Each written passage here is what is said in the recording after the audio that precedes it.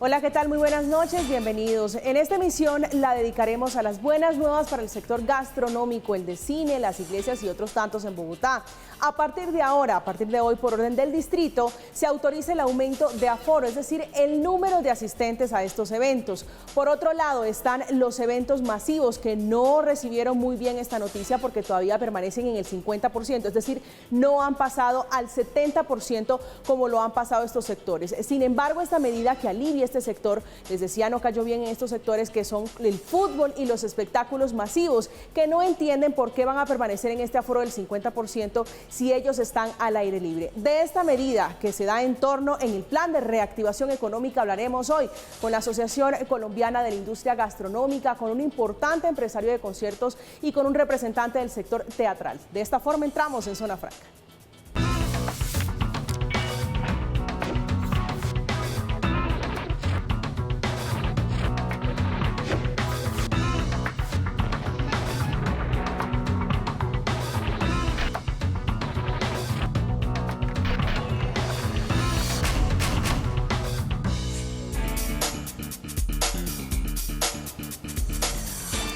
La distancia ahora para estos sectores será entre grupos y no entre personas. De estas medidas que amplían el aforo para un sector que fue de los primeros en cerrar, vamos a hablar esta noche, hablar de la reactivación económica. Para eso está con nosotros Guillermo Gómez. Guillermo, que es representante del sector gastronómico de Bogotá. Bienvenido a Zona Franca.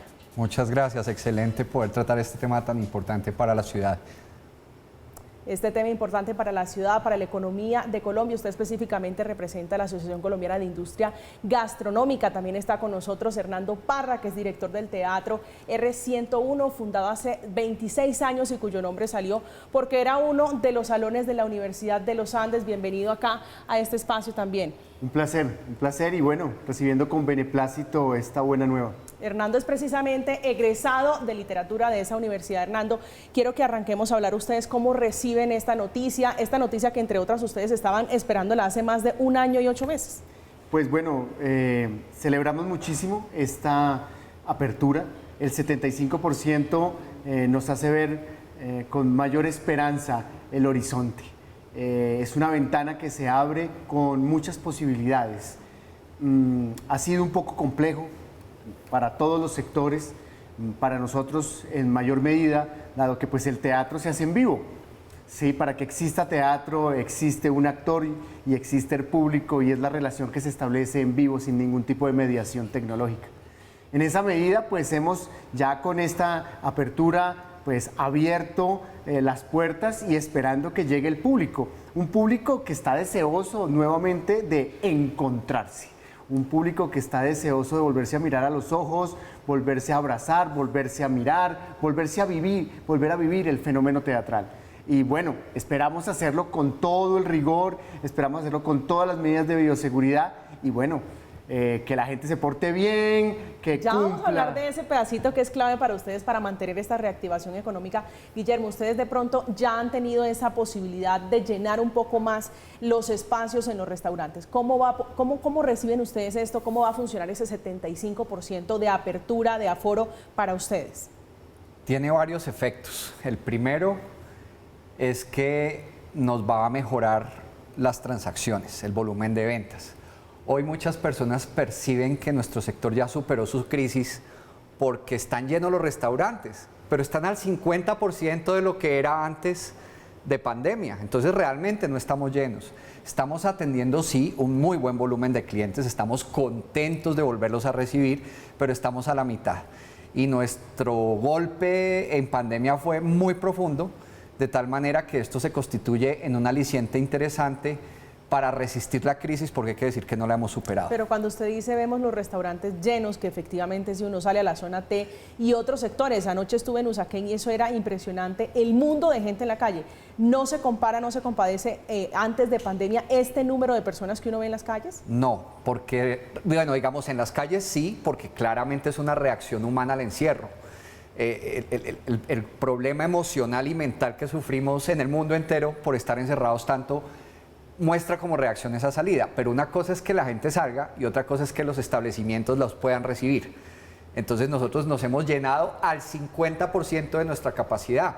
mientras que el arriendo no bajó. Pero si han llegado ustedes a ese 50%. Sí, por supuesto. ¿Ha sido posible medir que efectivamente el 50% Claramente. está Las ahí? últimas semanas, afortunadamente para muchos establecimientos, han sido de atención y de ventas muy buenas. Ya el gremio alcanza un 75% de lo que vendía antes de pandemia y eso es una gran ayuda. Pues Hernando, hablando de gran ayuda, usted decía, es una gran ventana, es una posibilidad sin duda para los que somos amantes del teatro de volver otra vez a tener esta posibilidad de tener ese contacto directo con el arte, con la cultura. Cuando le pregunto yo cómo se preparan ustedes, es qué les ha dicho el distrito, es decir, el paso a paso para que ustedes puedan acceder a ese 75%, ¿es cuál? Pues yo creo que, y como siempre, tanto el Instituto Distrital de las Artes como la Secretaría de Cultura, Recreación y Deporte y asimismo el Ministerio, pues ha sido, por un lado, muy exigente en cuanto al cumplimiento de los debidos requisitos para poder garantizarle a la gente la vivencia del fenómeno teatral. ¿Sí? Es decir, creo que en todos es un común denominador que las reglas del juego, el debido distanciamiento, el uso de la mascarilla, los geles en las manos, los baños desinfectados. Bueno, las reglas, el ABC general que llevamos además practicando de manera rigurosa, juiciosa y disciplinada durante todo este tiempo. Más allá, pues es obviamente ser agentes pedagógicos, ¿sí? Realmente nosotros los artistas fungimos de dos maneras. Por un lado, pues cultivamos nuestra disciplina artística, pero por otro lado cumplimos un rol social, que es el de enseñar. Entonces, en esa medida promovemos que la gente cumpla debidamente los protocolos y así mismo que disfrute. ¿Usted le tiene fe a las personas que van a volver al teatro, sobre todo cuando tenemos cifras que no son tan alentadoras, por ejemplo, en el uso del tapabocas? O sea, todo indica que estamos bajando la guardia, en que ya no estamos siendo tan juiciosos. Yo tengo fe en Colombia, siempre la he tenido, siempre he visto el vaso no medio vacío, sino medio llenar. Y en esa medida confío en que el colombiano de a pie, tarde o temprano, tiene que optar por ser riguroso, disciplinado y por cumplir las reglas del juego, ¿sí? Y creo que en esa medida podemos llegar a evitar, y aún podemos, el cuarto pico. De eso sí, le quería porque hablar aquí se nos viene el animal nuevamente y aquí es donde tenemos que tomar las debidas precauciones. No queremos que suceda, cumplamos las reglas del juego y todos vamos a estar bien. Por un lado, la gente va a volver a vivir esa experiencia única e irrepetible de reencontrarse, de poderse mirar a los ojos sin ningún tipo de aparato de mediación. Y por otro lado...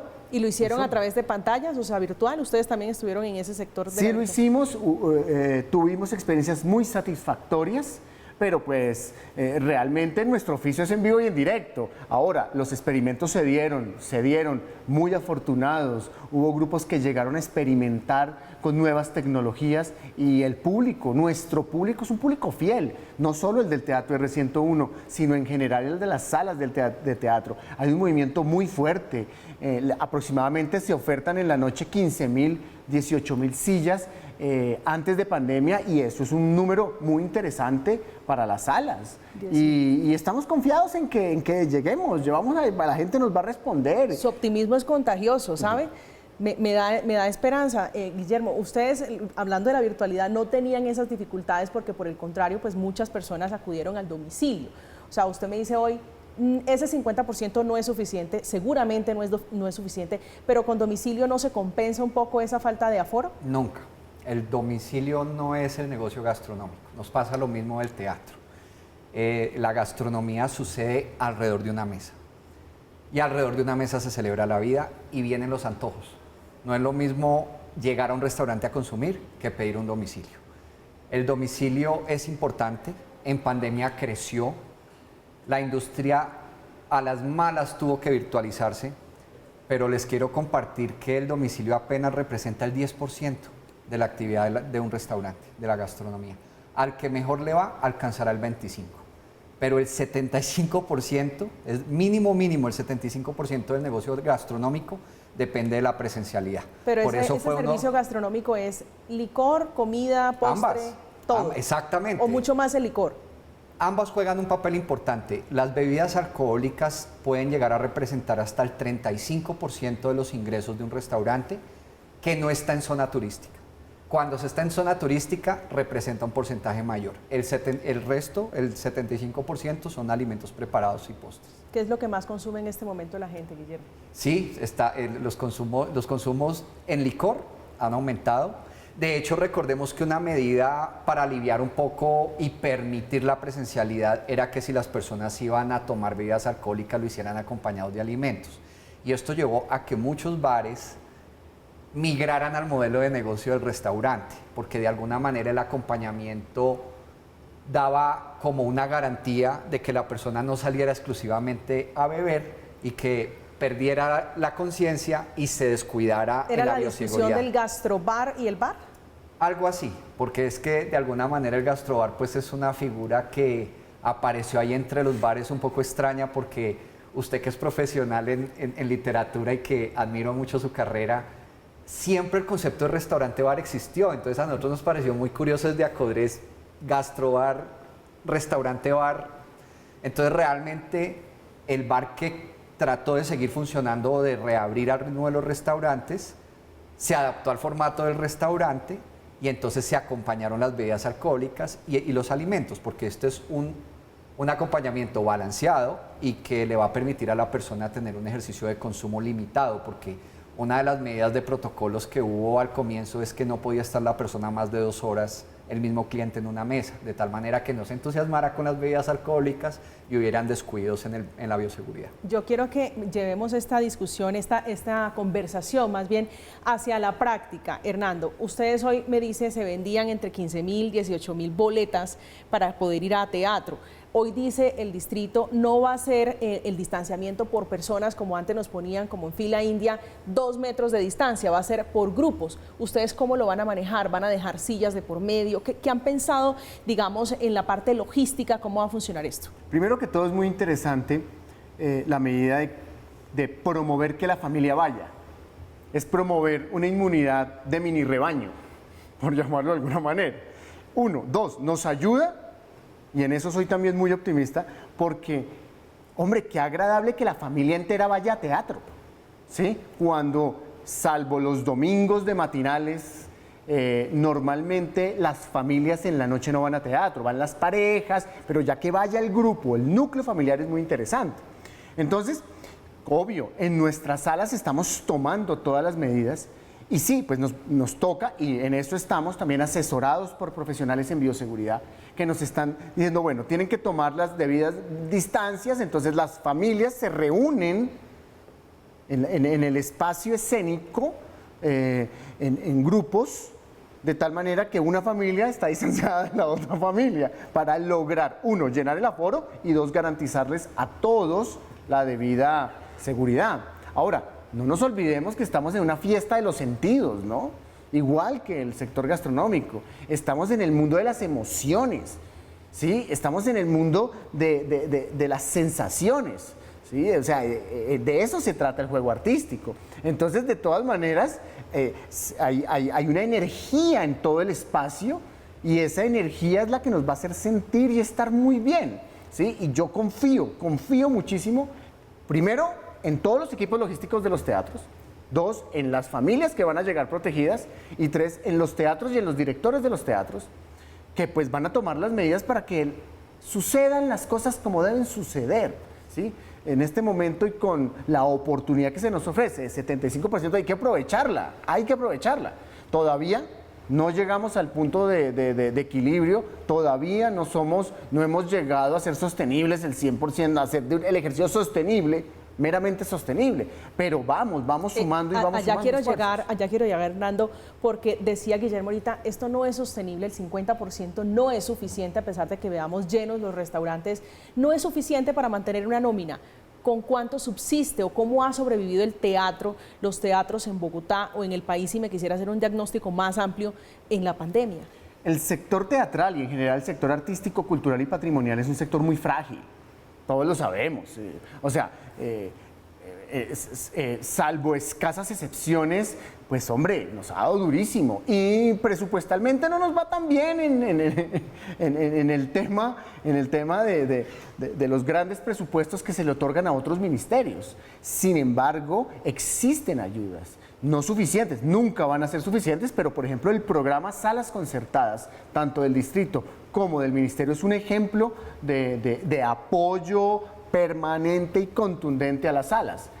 Eso por un lado. Por otro lado, la cantidad de estímulos ofertados en el programa de estímulos, tanto de distrito como de nación, y por otro lado, el programa de apoyos concertados, tanto de distrito y nación. O sea, hay un paquete. Ojo, no quiero decir que con esto se cubran todas las necesidades, pero creo que el Estado ha hecho un gran esfuerzo por abrir un abanico de posibilidades, aunque la situación ha estado muy compleja, ¿no? Es decir, hay compañeros de gremio que pues han sufrido los embates de un sector que históricamente ha estado relegado. Y igual hemos resistido, y parte de nuestro ejercicio es resistir, y parte de lo nuestro es permanecer y soportar y aguantar, pero recibimos esto como un bálsamo, ¿no? Un bálsamo para un sector que además es resiliente, no solamente por la pandemia, porque lo que usted dice, históricamente no ha recibido esas partidas, ese apoyo que debería tener el teatro, que debería tener el arte. Guillermo, en este caso para los teatros funciona la manera de llevar a que un grupo permanezca unido, es decir, la familia, y no se pierda eso que se denomina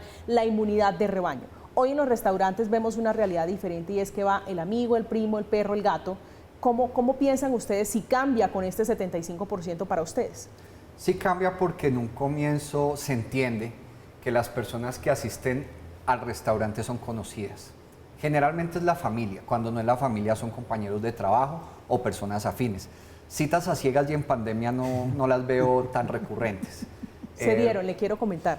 Entonces, yo creería que la dinámica cambia porque el distanciamiento se dio entre mesas. Siempre los protocolos de bioseguridad propusieron un límite en la capacidad de las mesas, máximo 6, máximo 8, máximo 10 personas, o que entre mesa y mesa hubiera 2 metros. Aquí lo que va a suceder es que se recorta de 2 metros a 1 metro la distancia entre mesas, y esto pues va... O sea, más espacio. Claro, que es vital para el restaurante porque, digamos, esa percepción de que ya superamos la crisis en la gastronomía hace que los pocos dueños de locales que ven que está lleno el restaurante le dicen al negocio: qué pena, pero yo lo veo a usted vendiendo muy bien, volvemos al canon que había antes de pandemia. Pero lo que no está viendo el dueño es que esa restricción de aforo, esos protocolos, no permitían el 100%, y al igual que puede pasar con el teatro y otros modelos de negocio en Colombia, nuestro margen de ganancia es muy pequeño porque no se trata solo de sostener nóminas. Le confieso que he escuchado y personalmente también he hecho esa conclusión, que ve uno el restaurante lleno y la percepción que uno tiene es: se están recuperando, y uno lo siente con esa alegría, como si fuera el negocio de uno, pues después de ver obviamente una ciudad completamente sola. Y por lo menos nuestro gremio, y en mi caso percibí la solidaridad de la sociedad en general con nuestro sector, muy golpeado, pero pues lo que podemos decir es que esa alegría la agradecemos, a nosotros nos motiva muchísimo volver a ver nuestros clientes, ver que se llenan las mesas, pero nos falta mucho para superar la crisis, porque haber resistido, o sea, recordemos que el 53% de la industria desapareció, 53%, o sea, estamos hablando de 48.000 establecimientos que desaparecieron. Entonces, el que aguantó tuvo que acudir a un endeudamiento muy alto. Entonces, si hoy se necesitara o se quisiera acudir a créditos bancarios, no nos los dan, porque los cupos están completos. Otro problema que estamos viviendo: la materia prima nuestra son los alimentos, y los precios de los alimentos están disparados. Ya la meta de inflación que tenía el Banco de la República para el país se superó. O sea, estamos en otra etapa en este momento. Exactamente. De la crisis. Exacto, porque estamos mejorando en ventas, estamos recuperando a nuestros clientes, pero la margen de ganancia no se da por estos factores. Los factores que llevan a pensar en una reapertura que será gradual, esta reapertura de a poquito que permite la cifra de contagios de COVID-19, que por ahora, según cifras de la Secretaría de Salud de Bogotá, está entre los 2.800 y 2.900 casos activos. Esto es Zona Franca, vamos a hacer una pequeña pausa, usted no se mueva y participe en nuestras plataformas con la etiqueta #Zona Franca.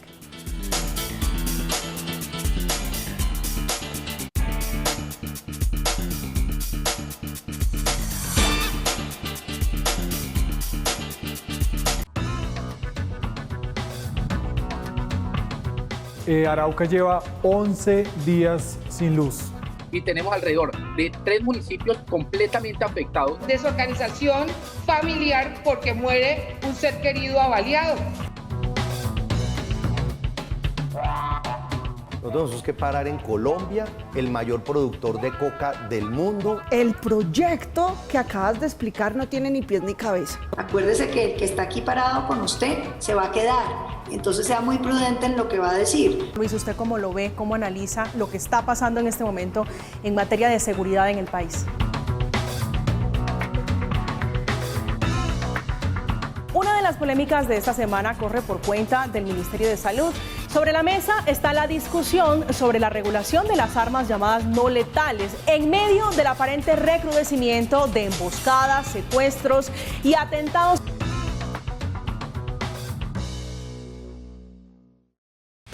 En Red Más somos más análisis, más transparencia y más credibilidad.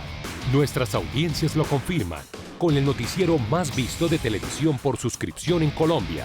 Porque conocer las noticias es bueno, pero entenderlas es mejor. También somos verdad sin censura, porque el poder está en entender y respetar las opiniones, en comulgar con el periodismo bien hecho, en donde el debate creíble y real es la forma como se deben hacer las cosas siempre.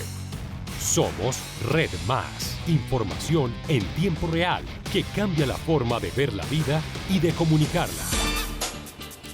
Estamos de regreso en Zona Franca hablando de la reactivación económica, de estas buenas nuevas que le dio la Alcaldía Mayor de Bogotá a los empresarios, a los que están en este sector gastronómico, a los artistas, a los teatros y a las iglesias también, donde amplió el aforo de 50 a 75%. Hernando, sostenibilidad. Hablemos de sostenibilidad, de números, de cifras. Ya hablábamos con Guillermo un poco de números para tratar de entender un poco cómo funciona y cómo podría ser viable para ustedes en este momento, porque entiendo yo que este aforo, si bien es una muy buena noticia, no es suficiente. Cuando hablamos de sostenibilidad en el sector del arte, la cultura y el patrimonio, estamos hablando de sostenibilidad social, sostenibilidad económica, sostenibilidad jurídica, etcétera. En cuanto a sostenibilidad social, el público nos quiere, la sociedad nos reconoce. Sí, nos reconoce como agentes de transformación social, como personas que contribuyen al desarrollo del país. 2, sostenibilidad jurídica. Lentamente hemos ido formalizando todas nuestras entidades, lentamente este sector ha ido adquiriendo una fuerza muy importante, ha podido interlocutar con el Estado y hay todo un marco legislativo que, mal que bien, nos protege. Sostenibilidad económica. Estamos en la pelea. Para que una sala de teatro logre ser sostenible, pues hombre, tendrían que darse muchos factores, ¿sí? Pero realmente, por lo menos en este momento, estamos casi alcanzándolo si llegásemos a tener un 75 full, ¿sí? Si tú quisieras pensar en un sector completamente sostenible, es imposible, porque hay un problema con el teatro. No se puede repetir como la música. No se puede repetir. Allá iba. ¿Cuál es la como el cine? La competencia del teatro en este momento? Son las plataformas que le dan a uno esa posibilidad de repetir, parar, volver a ver. Claro, entonces esa competencia está perdida. ¿Sí? ¿Por qué? Porque nosotros no podemos reproducir lo que hacemos de manera mecánica e industrial, ¿sí? O sea, una obra de teatro es única en una noche y no se vuelve a repetir. Y lo que viviste, lo viviste. Entonces, en esa medida, se necesita mucho apoyo del Estado. ¿Y qué tanto valora hoy la gente ese trabajo artístico, esas obras artísticas de un actor de teatro, en este caso, que es su sector? Hay un reconocimiento social bastante grande de lo que somos, ¿sí? Nuestro público, repito, y como lo he dicho durante todo este tiempo, ha sido un público fiel, un público estable, un público fidelizado, un público que se manifiesta todo el tiempo con nosotros. Lo que pasa es que es un público también bajo una amenaza de muerte. O sea, el COVID es eso. Sí, entonces pues se ha abstenido de llegar a las salas. Entonces, sí, somos un sector resiliente, somos gente que aguanta, que soporta, que sostiene, pero que necesita urgentemente ayudas. Y en eso, repito, el Instituto Distrital de las Artes, la Secretaría, el Ministerio, lo han hecho posible y han tratado de contribuir. No puedo decir que no, es evidente, pero hace falta mucho. ¿El público del teatro, de este sector en particular, es entre qué edades? Depende de la sala, pero nosotros logramos cubrir, yo creo, fácilmente todas las diferentes etapas de la vida de las personas. ¿Sí? Hay salas para niños, para primera infancia, para segunda infancia, para adolescencia, hay salas para adultos, para jóvenes adultos, hay de todo. O sea, el sector es gigante y muy diverso, es plural y solo necesita que el público regrese. De pluralidad quiero hablar con usted, Guillermo, porque usted decía desaparecieron y me da una cifra escandalosa, el 53% de ese universo de restaurantes que había en Bogotá, que corresponden a cerca de 48.000 establecimientos. Bueno, en el país. En el país. Las cifras en Bogotá son más escaladas porque habían 40.000 establecimientos, pero desaparecieron 23.000, entonces el impacto es proporcional, fue muy fuerte. Y de esa cifra de 23.000, de esos que se convirtieron, que mutaron, que se reinventaron, como era la palabra famosa, ¿cuántos tenemos? Bueno, ese es un concepto muy importante de analizar porque la reinvención en la gastronomía no existe. Volvemos a lo mismo. La presencialidad es el centro, la médula. Que la adaptación permita una actividad a domicilio, está bien. El problema es que con esa adaptación se proliferó una figura de cocinas ocultas ilegales. Y mientras escuchamos cómo el sector de las artes hace un esfuerzo por formalizarse, nosotros tuvimos una mayor informalidad. Porque de estos establecimientos que desaparecieron, tuvimos una cifra dolorosa de 235.000 empleos que se destruyeron. Y esta es una actividad económica o una labor que no es fácil que migre a otra actividad. La persona que sabe de gastronomía solo se desempeña en gastronomía. Entonces, muchos tuvieron que acudir o a convertir la cocina de su casa en un centro de producción o a trabajar en una cocina oculta ilegal. Y lo que pasa es que las plataformas, no solamente de domicilios, sino todo lo que facilita el comercio electrónico, pues permite la proliferación de la venta de alimentos y bebidas por este canal y no exige cámaras de comercio, no exige medidas sanitarias, no exige medidas de cumplimiento ambiental, todo lo que una empresa formal se le supervisa y se le exige. Entonces, mientras nosotros mantenemos aforos restringidos porque debemos cumplir con la ley y con unas normas de autocuidado, se disparó la informalidad que no respeta esas normas. ¿Ustedes no vivieron ese fenómeno? ¿Cuántos empleos ustedes perdieron? No, nosotros perdimos una cantidad de empleos. Pero además, ¿cómo se reinventa uno? Usted me decía, nosotros recurrimos a la virtualidad, como muchos que estuvimos en virtualidad, pero ¿cómo se reinventa un artista que necesite ese contacto? Además, porque el pago del artista, usted me corrige y con todo el respeto se lo digo, son los aplausos, es la expresión de recibir con agrado el trabajo de un artista que usted dice es una obra única, es exclusiva, eso no se repite. Hubo experimentos afortunados con las nuevas tecnologías, pero el problema es la monetización. Yo te voy a poner un ejemplo. ¿Cuánto vale una suscripción a una de estas plataformas de cine de una noche? Vale $20, $25, ¿cierto? El mes. Y tienes acceso a 1.000, 2.000, 3.000 películas, 4.000. Es un portafolio gigante. Una obra vale $20. Entrar a una obra. $15. Una vez. Una vez. O sea, no, en la práctica esto es... O sea, $20 son 60.000 pesos. Como usted decía, es una pelea. Más o menos, pues palabras más, palabras menos. Bájale, son $10. Es una pelea por que nació $10 tú estás entrando una vez a teatro. Por $10 en las plataformas de cine, tú ves cuántas películas. Pero en la noche, ¿cuántas ves? O sea, el entretenimiento a domicilio, en este caso, el audiovisual, arrasó. Claro, ¿a qué estamos apostados? A que somos humanos. A que somos humanos, a que necesitamos el encuentro con el otro, a que estamos cansados de la virtualidad, a que necesitamos mirarnos y tener el contacto, olernos, tocarnos. Eso es humano. La intermediación tecnológica nunca podrá superar eso. Hernando, si le entiendo, lo leo bien, la gran apuesta del teatro es el contacto, es claro, ese poder tocarse, ese poder verse, como usted le dice, apelar a los sentidos. Vamos a apelar a los sentidos, a las emociones, a las sensaciones, a lo que sabemos hacer. Nosotros somos eso. Tú en una sala de teatro vives un carrusel de emociones, ¿sí? Vives una fiesta de las emociones. Es que es algo realmente fantástico para los que, le repito, para los que somos amantes del teatro, es inimaginable. No hay nada más mágico que ver a un actor a 1 metro de distancia, verlo sudar, verlo decir un texto. Allá quiero ir, Hernando, cómo va a ser, ya me explicó las familias, cómo va a funcionar el aforo, la distancia, para que sigamos haciendo ese ejercicio para las personas que hoy están escuchándolo, lo están viendo y dicen, voy a volver al teatro.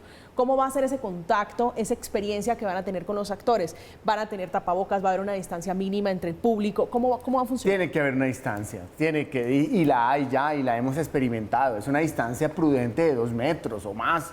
Pues tenemos que estar un poco lejanos y tenemos que hacer uso de nuestras herramientas, que son casi siempre físicas y vocales, para lograr eso. Pero lo logramos, lo sabemos hacer, es nuestro oficio, ¿sí? El problema es que pues, la pandemia llegó con esta vehemencia y pues detuvo el desarrollo regular de la cadena. Pero no van a tener mascarilla. Veía esta semana. En algunos casos, si estamos muy cerca, nos toca tener mascarilla. Claro. Guillermo, usted me decía la competencia ilegal, que es muy difícil mantener, pero tal vez hablemos de lo positivo, y son las experiencias que le dejan a un sector tan importante como el gastronómico, que estuvo golpeado. Tal vez, digamos, el impacto fue duro, pero no tanto como, por ejemplo, los conciertos que siguen al 50%, el fútbol que sigue al 50%. Totalmente. Nosotros tampoco podemos decir que fuimos el más afectado. Sí fuimos uno de los más golpeados, porque en el modelo del comercio es de los más sensibles. Cualquier cambio en el mercado afecta a un restaurante muchísimo. Entonces, obviamente, al impedir la presencialidad, el colapso fue enorme.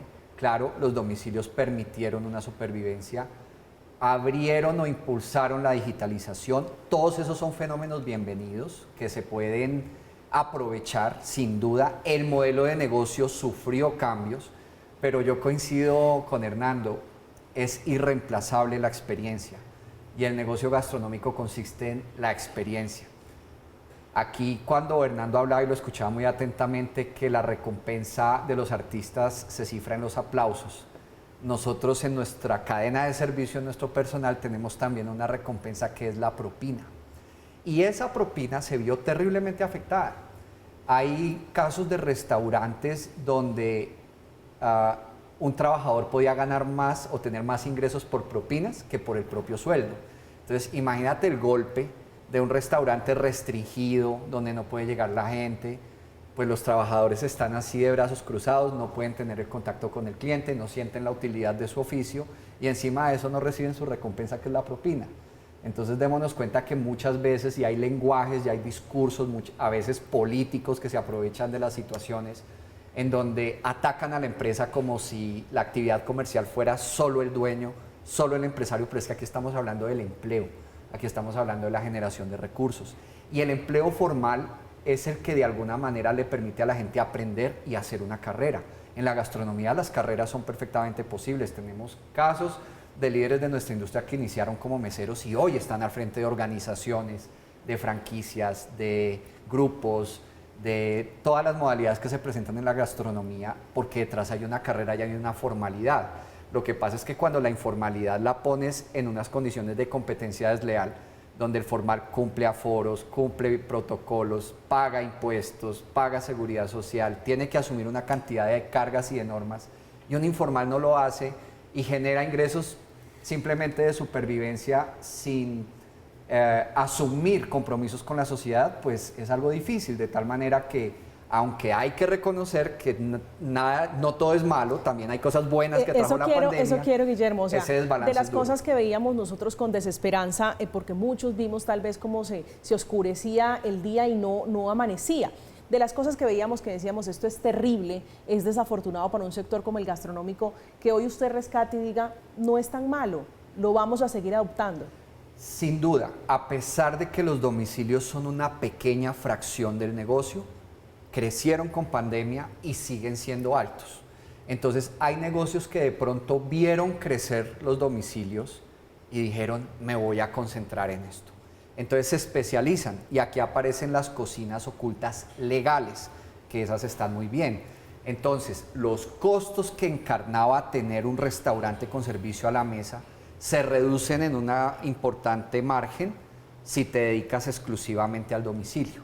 Entonces, tratar de ser creativos en virtualizar la relación con el cliente de domicilio, sobre todo aquel impulso que hubo en el teletrabajo, pues va a estimular este modelo de negocio. Entonces, y este hay un modelo de desarrollo negocio nuevo. de cocinas clandestinas que usted dice, ocultas, Ajá. ¿cómo funciona? ¿Es una casa y montan un restaurante Sí, en la casa? es un restaurante sin mesas, es una cocina que cuando es formal debe cumplir con protocolos sanitarios, de inocuidad de alimentos, de manejo de criterios ambientales, paga impuestos, paga seguridad social, sino que se especializa en los domicilios. Entonces se relocalizaron esos puntos de venta.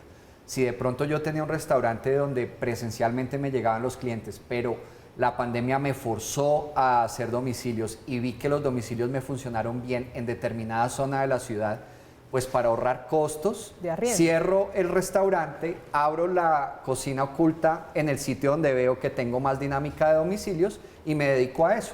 Entonces se van especializando las labores. Esas son de las cosas novedosas que impulsó la pandemia.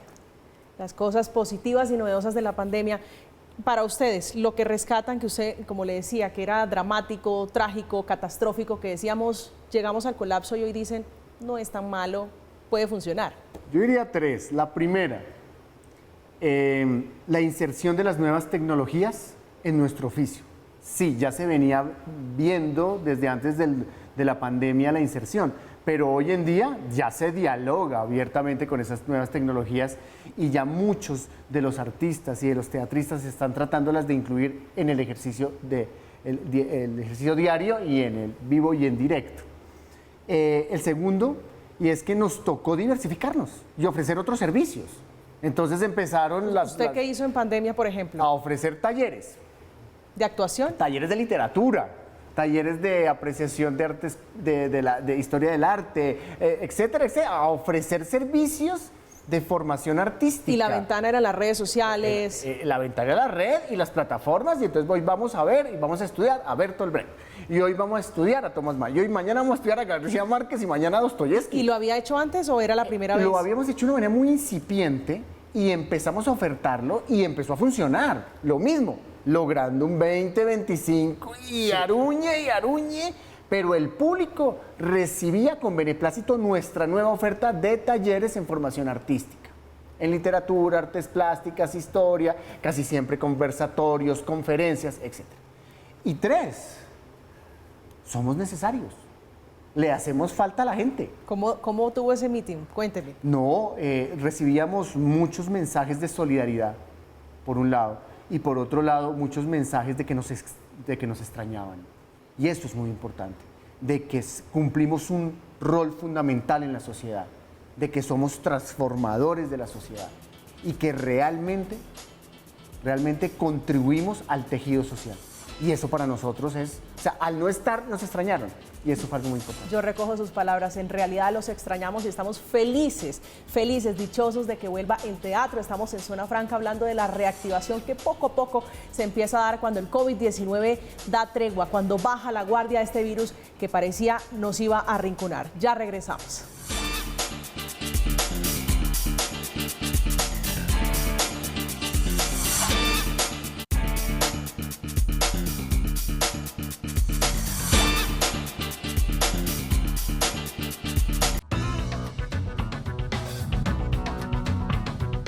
Arauca lleva 11 días sin luz. Y tenemos alrededor de 3 municipios completamente afectados. Desorganización familiar porque muere un ser querido avaliado. Nosotros tenemos que parar en Colombia, el mayor productor de coca del mundo. El proyecto que acabas de explicar no tiene ni pies ni cabeza. Acuérdese que el que está aquí parado con usted se va a quedar. Entonces sea muy prudente en lo que va a decir. Luis, ¿usted cómo lo ve, cómo analiza lo que está pasando en este momento en materia de seguridad en el país? Una de las polémicas de esta semana corre por cuenta del Ministerio de Salud. Sobre la mesa está la discusión sobre la regulación de las armas llamadas no letales en medio del aparente recrudecimiento de emboscadas, secuestros y atentados.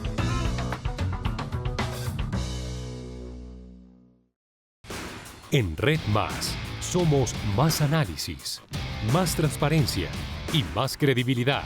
Nuestras audiencias lo confirman con el noticiero más visto de televisión por suscripción en Colombia. Porque conocer las noticias es bueno, pero entenderlas es mejor. También somos verdad sin censura, porque el poder está en entender y respetar las opiniones, en comulgar con el periodismo bien hecho, en donde el debate creíble y real es la forma como se deben hacer las cosas siempre. Somos Red Más, información en tiempo real que cambia la forma de ver la vida y de comunicarla. Estamos de vuelta en Zona Franca hablando de buenas noticias, de noticias positivas en este marco de la reactivación económica. Les decía hace unos instantes cuando el COVID-19 parece que da un respiro. Quiero que escuchemos a la alcaldesa de Bogotá, la señora Claudia López, que anunció esta reapertura del 50, este aforo del 50 al 75% para un sector puntual en la capital del país, pero sin embargo sigue pidiendo paciencia para poder llegar definitivamente a este 100%, a esta reapertura total en la capital. Yo sé que todos quisiéramos tener el 100 en todo, no podemos todavía, tenemos que seguir trabajando, seguir estudiando, seguirnos reactivando, pero con mucho cuidado, con cautela, sin perder la paciencia, sin perder el tapabocas, sin perder la ventilación, sin perder el lavado de manos y autorregulándonos a este control de aforos. Sin perder la paciencia, dice la alcaldesa, que también hace un llamado a seguir manteniendo esas medidas, Guillermo, de bioseguridad, esas medidas de autoprotección, de autocuidado, para que todos contribuyamos a esto. Hablemos de la paciencia. ¿Qué tanta tienen ustedes ya hoy con este 75% de anuncio? No, hicimos un doctorado en paciencia. Digamos que la vocación de servicio de los restaurantes hace que tengamos un nivel de excelencia muy alto en la capacidad del personal que trabaja en nuestra industria. Sin embargo, el golpe tan fuerte al modelo de negocio, lo que significó la pérdida de presencialidad, pues agotó la resistencia de muchos, pero démonos cuenta ese gran universo de gente que aguantó. De hecho, un informe de la Universidad del Rosario desarrollado para nosotros demostraba que sostuvimos un 19% más de personal en comparación a la pérdida de ingresos. Eso es una gran capacidad, eso es aguantar, resistir. Y si algo me hace sentir orgulloso de liderar este sector es ver esa capacidad de trabajadores y empresarios por resistir y sostener su negocio al precio del trabajo y el sacrificio que implique. Estamos en un momento en el que, digamos, tenemos las ayudas suficientes para aguantar, pero estamos preocupados por el año entrante, porque además de este tema de disparada de precios de alimentos, el volumen de obligaciones financieras que se adquirió, el gran alivio que nos dio el gobierno, que fue el que marcó la diferencia entre quien se quebró y quien aguantó, que fue no pagar impoconsumo y no pagar IVA el año entrante. Eso es un alivio que se nos acaba el 31 de diciembre de este año. Entonces, ¿están preocupados por esa estamos platica? muy preocupados por eso, porque en la ley de inversión social solamente se le dio a la empresa que esté en impuesto simple, pero ese es un régimen en el que están muy poquitos restaurantes. La mayoría de los formales están en régimen común. O sea, ¿usted teme masacre nuevamente Sí, para el próximo año? Sí, realmente tenemos ese temor porque desafortunadamente, si mejoran las ventas, no mejoran los ingresos. Entonces, eso es difícil. Seguimos hablando con el gobierno, con el Congreso, nos escuchan, estamos explorando salidas, porque es que no podemos olvidar que este es uno de los sectores que más rápido y más gente puede contratar. Es decir, podemos recuperar los empleos perdidos y crear nuevos empleos, pero pues para eso las condiciones todavía no nos lo permiten. Pues ojalá ese pronóstico suyo no se cumpla y el próximo año, por el contrario, veamos reactivación. Hernando, hablemos de paciencia, resiliencia, de resistencia. Resiliencia, se lo pregunto porque el secretario de Salud, el señor Gómez, dijo en estos días, dijo esta mañana, lo dijo en Mañanas Blue, de Blue Radio, decía que Bogotá, refiriéndose a los conciertos, refiriéndose a la comparación que hacían quienes están en el lado de los conciertos, conciertos, el fútbol, que Bogotá está en una cosa que se llama el índice de resiliencia, que es un estudio, un indicador del Ministerio de Salud, que estamos en 6 puntos en septiembre, que el 1 de octubre se va a hacer otro. ¿Usted qué le dice a las personas que hoy ven con desesperanza que ustedes sí están en el 75, ellos en el 50? Hablemosle de paciencia un poco. El teatro lleva resistiendo 2000 años y no nos han acabado. Han pasado miles de pestes en la humanidad. Todo tipo de gripes. Y aquí seguimos, dando la batalla. La historia de la literatura muestra infinitos ejemplos. Y nosotros seguimos ahí, demostrando que es más fuerte la voluntad humana. Usted hablaba al comienzo de esta conversación del cuarto pico de la pandemia. El señor secretario de Salud dice, vamos a tener un cuarto pico a final de octubre. ¿Les preocupa con esta reactivación, con este aforo? Todo depende de cómo se comporte la ciudadanía. Y repito, tanto los restaurantes como nosotros, si somos agentes pedagógicos para que la gente cumpla las reglas, vamos a alargar esa llegada del cuarto pico. Pero si no fungimos como agentes pedagógicos, en 15 días tenemos el cuarto pico. Es decir, cada quien en sus establecimientos, cada quien en sus locales, tiene y debe realmente hacer de maestro y de profesor y dar recomendaciones. Nos toca involucrarnos en ese ejercicio. A la gente no le gusta que le digan cómo comportarse y cómo moverse, pero no podemos. Sí nos toca. Si nosotros no instruimos a la gente en una suerte de reglas del juego, en 10 días tenemos el pico. Y en esas reglas del juego ustedes también tienen incluido, le pregunto, Guillermo, pedir el pasaporte COVID que se había pensado inicialmente, ese carné de vacunación como una regla excepcional para poder entrar a los sitios.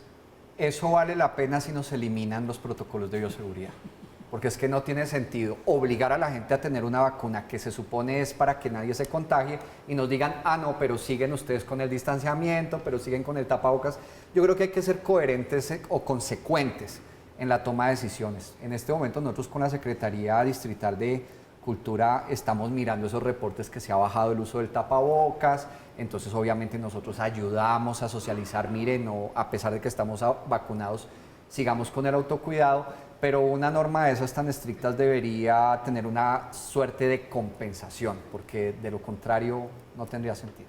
Guillermo Gómez, hablándonos de la suerte del sector gastronómico. Guillermo, muchísimas gracias por ayudarnos a dar luces, a dar estos tires, estos bandazos sobre lo que es esta reapertura del 75%, el aforo del 75%. No, con todo gusto, celebramos la decisión del distrito.